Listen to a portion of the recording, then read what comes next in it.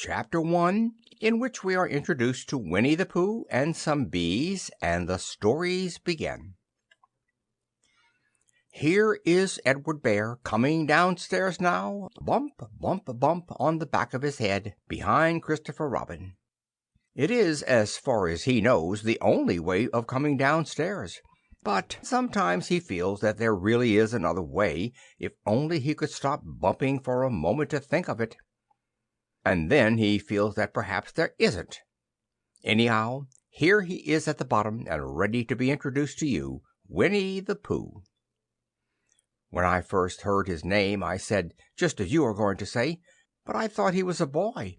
So did I, said Christopher Robin. Then you can't call him Winnie. I don't. But you said, he's Winnie their Pooh. Don't you know what there means? Ah, yes, now I do, I said quickly. And I hope you do too, because it is all the explanation you are going to get. Sometimes Winnie the Pooh likes a game of some sort when he comes downstairs, and sometimes he likes to sit quietly in front of the fire and listen to a story. This evening, what about a story? Said Christopher Robin.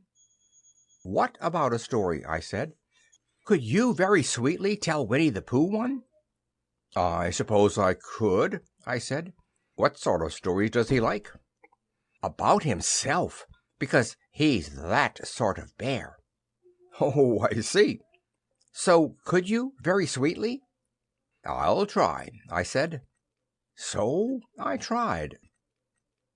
Once upon a time, a very long time ago now, about last Friday, Winnie the Pooh lived in a forest all by himself under the name of Sanders. What does under the name mean? Asked Christopher Robin. It means he had the name over the door in gold letters and lived under it. Winnie the Pooh wasn't quite sure, said Christopher Robin. Now I am, said a growly voice. Then I will go on, said I. One day when he was out walking, he came to an open place in the middle of the forest, and in the middle of this place was a large oak tree, and from the top of the tree there came a loud buzzing noise. Winnie the Pooh sat down at the foot of the tree, put his head between his paws, and began to think. First of all, he said to himself, "That buzzing noise means something.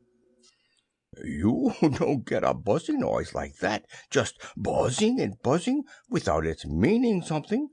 If there's a buzzing noise, somebody's making a buzzing noise, and the only reason for making a buzzing noise that I know of is because you're a bee."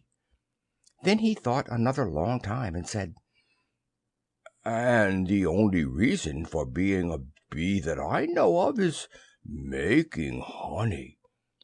And then he got up and said, "And the only reason for making honey is so as I can eat it." So he began to climb the tree. He climbed and he climbed and he climbed, and as he climbed he sang a little song to himself. It went like this: "Isn't it funny how a bear likes honey? Buzz, buzz, buzz, I wonder why he does." Then he climbed a little further, and a little further, and then just a little further. By that time he had thought of another song. "It's a very funny thought that if bears were bees, they build their nests at the bottom of trees. And that being so, if the bees were bears, we shouldn't have to climb up all these stairs." He was getting rather tired by this time, so that is why he sang a complaining song. He was nearly there now, and if he just stood on that branch— crack! "Oh, help!" said Pooh, as he dropped 10 feet on the branch below him. "If only I hadn't," he said, as he bounced 20 feet on to the next branch. "You see, what I meant to do," he explained, as he turned head over heels and crashed on to another branch 30 feet below. "What I meant to do—" "Of course it was rather," he admitted, as he slithered very quickly through the next 6 branches. "It all comes, I suppose," he decided, as he said good-bye to the last branch, spun round 3 times, and flew gracefully into a gorse bush. "It all comes of liking honey so much. Oh, help!" He crawled out of the gorse bush, brushed the prickles from his nose, and began to think again. And the first person he thought of was Christopher Robin. "Was that me?" said Christopher Robin in an awed voice, hardly daring to believe it. "That was you."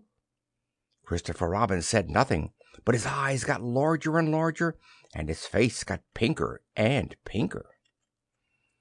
So Winnie the Pooh went round to his friend Christopher Robin, who lived behind a green door in another part of the forest. "Good morning, Christopher Robin," he said. "Good morning, Winnie there, Pooh," said you. "I wonder if you got such a thing as a balloon about you?" "A balloon?" "Yes. I just said to myself, coming along, I wonder if Christopher Robin has such a thing as a balloon about him. I just said it to myself, thinking of balloons and wondering." "What do you want a balloon for?" you said. Winnie the Pooh looked round to see that nobody was listening, put his paw to his mouth, and said in a deep whisper, "Honey." "But you don't get honey with balloons." "I do," said Pooh. "Well, it just happened that you had been to a party the day before at the house of your friend Piglet, and you had balloons at the party. You had had a big green balloon, and one of Rabbit's relations had had a big blue one, and had left it behind, being really too young to go to the party at all. And so you had brought the green one and the blue one home with you." "Which one would you like?" you asked Pooh. He put his head between his paws and thought very carefully. "It's like this," he said. "When you go after honey with a balloon, the great thing is not to let the bees know you're coming. Now, if you have a green balloon, they might think you were only part of the tree and not notice you, and if you have a blue balloon, they might think you were only part of the sky and not notice you, and the question is, which is most likely?" "Wouldn't they notice you underneath the balloon?" you asked. "They might, or they might not," said Winnie the Pooh. "You never can tell with bees." He thought for a moment and said, "I shall try to look like a small black cloud. That will deceive them." "Then you had better have the blue balloon," you said, and so it was decided. Well, you both went out with the blue balloon, and you took your gun with you just in case, as you always did, and Winnie the Pooh went to a very muddy place that he knew of, and rolled until he was black all over, and then, when the balloon was blown up as big, and you and Pooh were both holding on to the string, you let go suddenly, and Pooh Bear floated gracefully up into the sky and stayed there, level with the top of the tree, and about 20 feet away from it. "Hooray!" you shouted. "Isn't that fine?" shouted Winnie the Pooh down to you. "What do I look like?" "You look like a bear holding on to a balloon," you said. "Not?" said Pooh anxiously. "Not like a small black cloud in a blue sky?" "Not very much."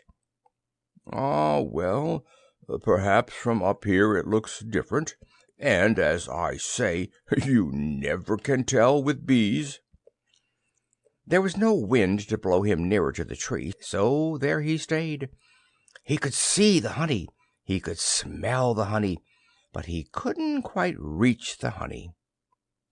After a little while he called down to you. "Christopher Robin," he said in a loud whisper. "Hello." "I think the bees suspect something." "What sort of thing?"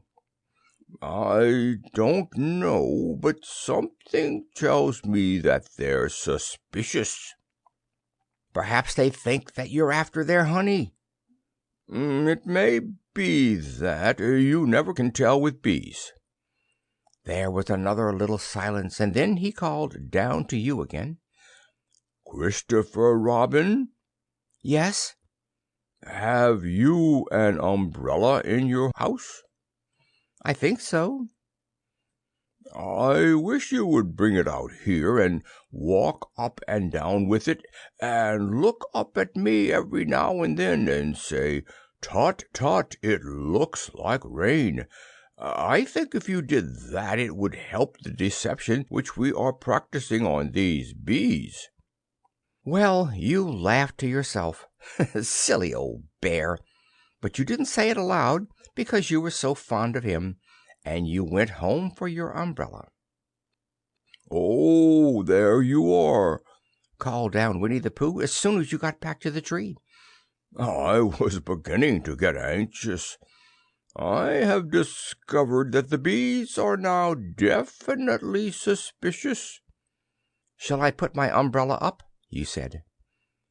"Yes, but wait a moment. We must be practical. The important bee to deceive is the queen bee. Can you see which is the queen bee from down there?" "No." "Ah, a pity. Well, now if you walk up and down with your umbrella, saying, 'Tut, tut, it looks like rain,' I shall do what I can by singing a little cloud song, such as a cloud might sing. Go."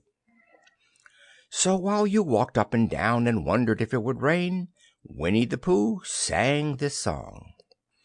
"How sweet to be a cloud floating in the blue. Every little cloud always sings aloud. How sweet to be a cloud floating in the blue. It makes him very proud to be a little cloud." The bees were still buzzing as suspiciously as ever. Some of them indeed left their nests and flew all round the cloud as began the second verse of this song, and one bee sat down on the nose of the cloud for a moment and then got up again. "Christopher, ow! Robin," called out the cloud. "Yes?" "I have just been thinking, and I have come to a very important decision. These are the wrong sort of bees." "Are they?" "Quite the wrong sort. So I should think they would make the wrong sort of honey, shouldn't you?" "Would they?" "Yes. So I think I shall come down." "How?" asked you. Winnie the Pooh hadn't thought about this. If he let go of the string he would fall bump, and he didn't like the idea of that. So he thought for a long time, and then he said, "Christopher Robin, you must shoot the balloon with your gun. Have you got your gun?" "Of course I have," you said. "But if I do that it would spoil the balloon," you said. "But if you don't," said Pooh, "I shall have to let go, and that would spoil me." When he put it like this you saw how it was, and you aimed very carefully at the balloon and fired. "Ow!" said Pooh. "Did I miss?" you asked. "You didn't exactly miss," said Pooh, "but you missed a balloon."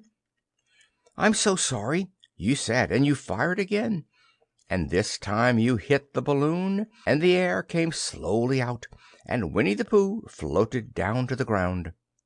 But his arms were so stiff from holding on to the string of the balloon all that time that they stayed up straight in the air for more than a week, and whenever a fly came and settled on his nose he had to blow it off. And I think, but I am not sure, That's why he is always called Pooh." "Is that the end of the story?" asked Christopher Robin. "That's the end of that one. There are others." "About Pooh and me?" "And Piglet and Rabbit and all of you. Don't you remember?" "I do remember, and then when I try to remember I forget. That day when Pooh and Piglet tried to catch the heffalump. They didn't catch it, did they?" "No." "Pooh couldn't because he hasn't any brain. Did I catch it?" "Well, that comes into the story." Christopher Robin nodded.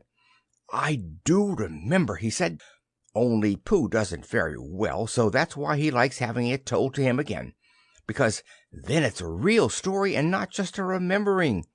"That's just how I feel," I said. Christopher Robin gave a deep sigh, picked his bear up by the leg, and walked off to the door, trailing Pooh behind him. At the door he turned and said, "Coming to see me have my bath?" "I might," I said. "I didn't hurt him when I shot him, did I?" "Not a bit." He nodded and went out, and in a moment I heard Winnie the Pooh, bump, bump, bump, going up the stairs behind him. End of chapter 1.